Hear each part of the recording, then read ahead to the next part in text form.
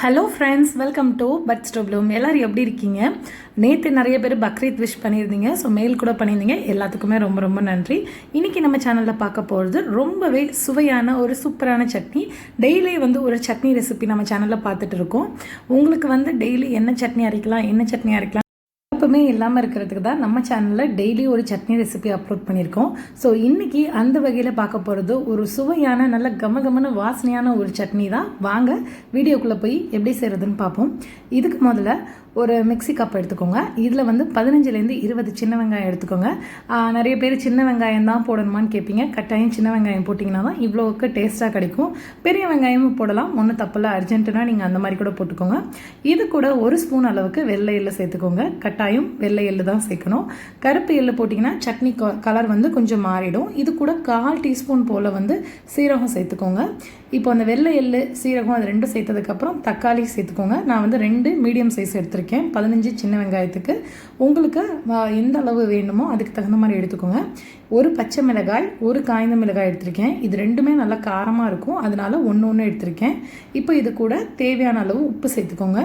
இந்த சட்னி கூட நீங்கள் மல்லி இலை, புதினா இலை, கருவேப்பிலை இது 3ல் எது வேணாலும் உங்களுக்கு எது பிடிக்குமோ அதை சேர்க்கலாம். 3மே சேர்க்க வேணாம், ஏதாவது ஒன்று மட்டும் சேர்த்துக்கோங்க. நான் இன்றைக்கி பச்சை கருவேப்பிலை சேர்த்துக்கிறேன். இப்போது இதெல்லாம் நம்ம என்ன பண்ண போகிறோம்னா நைஸாக அரைச்சி எடுத்துகிட்டு வந்துடுவோம். அரைச்சி எடுத்துகிட்டு வந்ததுக்கப்புறம் இதை எண்ணெய் ஊற்றி நல்லெண்ணெய் தான் சேர்த்துக்கணும். இது கூட கடுகு, சோம்பு ஒரு 1/4 டீஸ்பூன் போல் சேர்த்துக்கோங்க. சூப்பரான ஒரு ஃப்ளேவர் கொடுக்கும். கொஞ்சம் செவந்ததுக்கப்புறம் கருவேப்பிலை கொஞ்சம் கலருக்காக மிளகாய்த்தூள் சேர்த்துக்கோங்க. உங்களுக்கு அந்த பச்சை மிளகாய் கலரே ஓகே அப்படின்னா நீங்கள் சேர்க்க வேண்டாம். இப்போ இந்த சட்னி எல்லாத்தையும் நம்ம இது கூட சேர்த்துட்டு கொஞ்சமாக தண்ணி அந்த மிக்ஸி கப்பை அலசி சேர்த்துக்கோங்க. இப்போ இதை என்ன பண்ணிக்கிறோன்னா எல்லாத்தையும் நல்லா ஈவனாக மிக்ஸ் பண்ணி விட்டுக்குவோம். இது எல்லாத்தையும் நம்ம நல்லா ஒரு கொதி விட போகிறோம். ரொம்ப நேரம் கொதிக்க வைக்க வேண்டிய அவசியம் இல்லை. உங்களுக்கு பச்சை வாசனை போகணும் அப்படின்னு நினச்சோன்னா நம்ம இந்த மாதிரி நல்லா ஒரு கொதி விட்டுக்கலாம். சில பேர்த்துக்கு பச்சை ஸ்மெல் பிடிக்கும், இந்த சின்ன வெங்காயம் தக்காளியோட பச்சை ஸ்மெல் பிடிக்கும்னா நீங்கள் டைரெக்டாக தாளித்து இதில் சேர்த்துக்கலாம். பட் இந்த மாதிரி நமக்கு கொஞ்சம் ஒரு வதக்கிட்டு நல்லா தாளிப்போட சாப்பிட்றப்ப இது ஒரு டேஸ்ட்டாக இருக்கும்.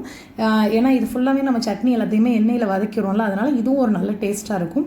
இது இட்லி, தோசை, சப்பாத்தி, பூரிக்கு கூட நல்லாயிருக்கும். உங்களுக்கு தக்காளி ரொம்ப புளிக்கிற மாதிரி ஃபீல் ஆச்சுன்னா ஒரு சிட்டிகை அளவு வெள்ளை சக்கரை சேர்த்துக்கிட்டிங்கன்னா சட்னி ரொம்ப சுவையாக இருக்கும். நம்மளோட சின்ன வெங்காய கார சட்னி ரெடி ஆகிடுச்சு. ட்ரை பண்ணி பாருங்கள். தேங்க்யூ.